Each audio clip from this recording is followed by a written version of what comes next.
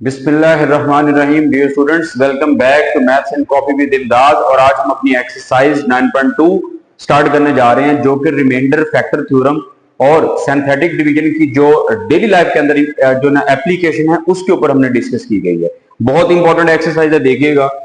यहाँ पे हमारे पास सबसे पहले है कि रिग्रेशन एनालिसिस क्या होता है।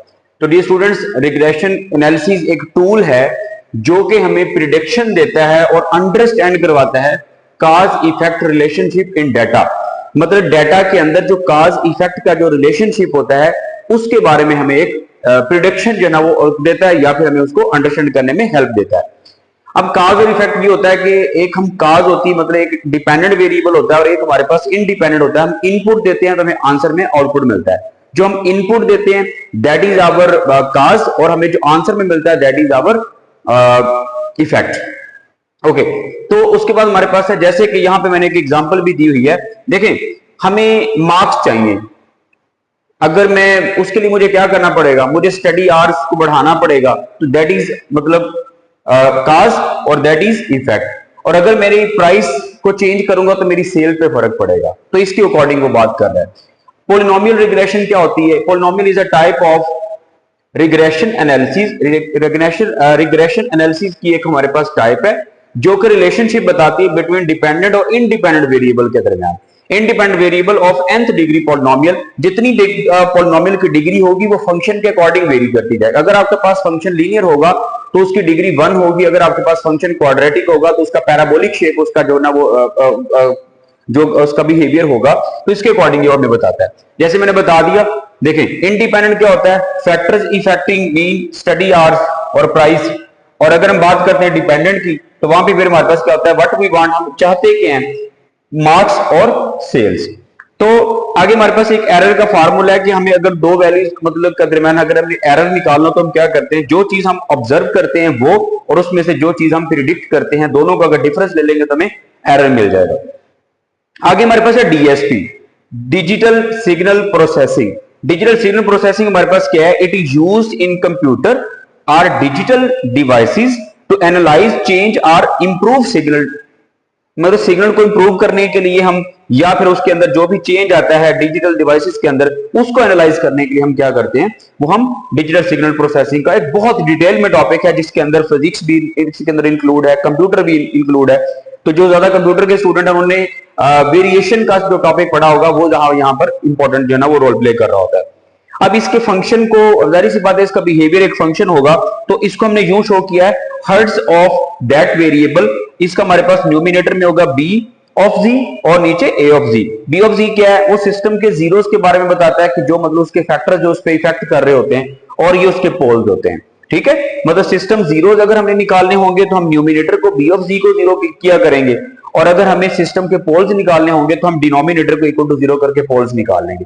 पूरी एक्सरसाइज में यही काम हुआ है। तो देखिएगा क्वेश्चन नंबर 1 और 2 दोनों सेम है। यहां पे वो कहता है कि हमारे पास considered data set monthly sales figure. Monthly sales के ऊपर एक डाटा कलेक्ट किया गया, उसकी पॉलिनोमियल रिग्रेशन उसने बनाई है, that is this, it is fitted to this data, जो कि उस डाटा के ऊपर बिल्कुल फिट आती है। मतलब उस डाटा के अकॉर्डिंग ये हमने पॉलिनोमियल रिग्रेशन बनाई है। If the observe sale in 5th month are 240 unit, मतलब 5वें महीने के अंदर उसकी जो सेल थी वो 240 यूनिट उसने ऑब्जर्व की है, कहते हैं उसका परसेंटेज एरर बता दे।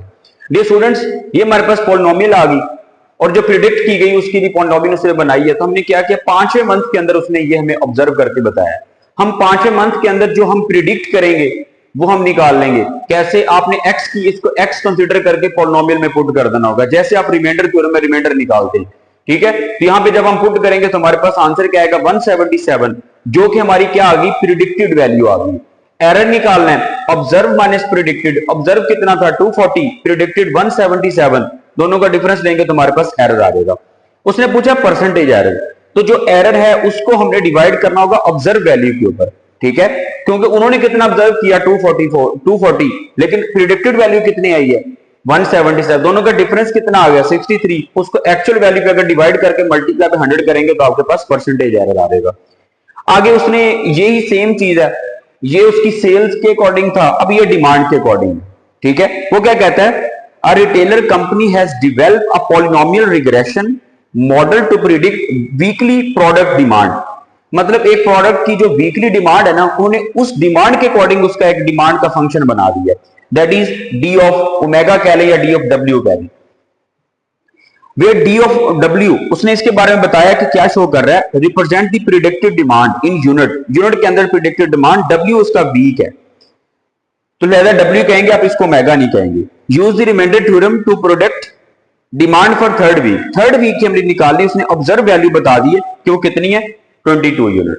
हमने थर्ड वीक की उसकी डिमांड बतानी होगी, प्रिडिक्टेड एरर बताना होगा, तो प्रिडिक्टेड वैल्यू निकालेंगे थर्ड के लिए, कैसे, ये डब्ल्यू हमारे पास 3 होगा तो डब्ल्यू को 3 को हम यहां पर पुट कर देंगे, हमारे पास वैल्यू आ जाएगी, ठीक है, दैट इज 20। जहां जहां पे हमारे पास डब्ल्यू था वहां वहां पर मैंने 3 पुट कर दिया, तो ये मेरे पास डिमांड की वैल्यू कितनी आ गई, प्रिडिक्टेड वैल्यू दैट इज 20, और मैंने प्रिडिक्टेड सिर्फ एरर निकालना था, तो ऑब्जर्व में से मैंने प्रिडिक्टेड को माइनस कर दिया, तो ये मेरे पास वैल्यू आ गई इसकी। अब एरर चूंकि कभी नेगेटिव नहीं होता, इसलिए हमने इसके ऊपर क्या लगाया हुआ है, हमने इसके ऊपर मॉड लगाया हुआ है, अगर आंसर नेगेटिव भी आएगा तो हम उसको पॉजिटिव कंसीडर करेंगे। आगे वो हमें कहता है कि एक हमारे पास ट्रांसफर फंक्शन है, a digital signal processing system has transfer function with numerator, numerator उसने दिया हुआ है, जिस ट्रांसफर फंक्शन के अकॉर्डिंग सिग्नल प्रोसेस हो रहा है उसने उसका न्यूमिनेटर हमें दे दिया, कहता है उसके जीरोस बता दे, तो मैंने आपको पहले बता चुका हूं, जब आपने जीरोस निकालने होते हैं तो आपने न्यूमिनेटर को डिस्कस करना, तो आप उसको इक्वल टू 0 करेंगे तो आपके पास उसके रूट्स आ जाएंगे, तो यहां पे मैंने इसको इक्वल टू 0 किया, इसके बनाए मैंने फैक्टर, इन दोनों का प्रोडक्ट कितना बनता है, माइनस का 2z स्क्वायर, उसके फैक्टर -2z और प्लस का z, दोनों मैंने रिप्लेस करवा दी, कॉमन लिया तो मेरे पास उनकी z की 2 वैल्यूज आ गई, ये जो मेरे पास वैल्यूज आई हैं ये उसकी क्या कहलाते हैं, ये उसके जीरोस कहलाते हैं, ठीक है, तो या उसके वो फैक्टर्स कहलाते हैं। आगे क्वेश्चन नंबर जो हमारे पास 4 और 5, ये दोनों बिल्कुल सेम है, आगे उसने दे दिया उसका ट्रांसफर फंक्शन दैट दिस उसके बाद कहता है find the zeros of the transfer function by factor theorem, आपने जीरोस निकालने, तो फिर से आप क्या करोगे, इस न्यूमिनेटर को आप इक्वल टू 0 कर देंगे, ये आ जाएगा, उसके बाद इन दोनों का प्रोडक्ट कितना बनता है 2, तो उसके फैक्टर बन गए 2 और 1, इसके बाद मैंने कॉमन लेके ये मेरे पास उनकी वैल्यूज आ गई, z इक्वल टू -2 और z इक्वल टू -1, तो ये उसके जीरोस आ जाएंगे। क्वेश्चन नंबर 5 बिल्कुल सेम 100% ऐसे ही है, आप उसका न्यूमिनेटर इक्वल टू 0 कर लेंगे और उसके बाद उसकी वैल्यू निकाल लेंगे।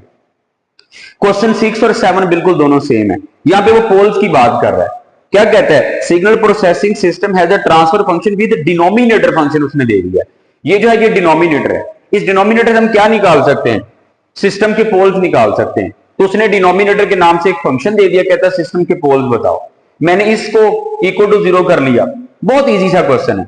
अब मैंने इसको फैक्टर बनाने थे, मैंने कहा चले इसको डिजिट की फॉर्म में चेंज कर लेता हूं, मैंने इसकी फ्रैक्शन खत्म कर ली, लाइक पॉइंट खत्म किया, या आगे 10 से मल्टीप्लाई कर दिया, इधर भी 10, ये कट जाएगा और ये आ जाएगा। अब इसके बाद मैंने फैक्टर बना लिए, इसको इससे मल्टीप्लाई किया तो माइनस का 40, तो 8 5 40, तो माइनस का 8 और प्लस का 5, इन दोनों में से मैंने 2z कॉमन ले लिया, 5z -4 प्लस 1 कॉमन लिया तो 5z -4, तो ये हमारे पास इनके 2 रूट्स आ गए, देन इसको इक्वल टू 0 के, इसको इक्वल टू 0 के, यहां से मेरे पास 2 वैल्यूज आ गई पोल्स की।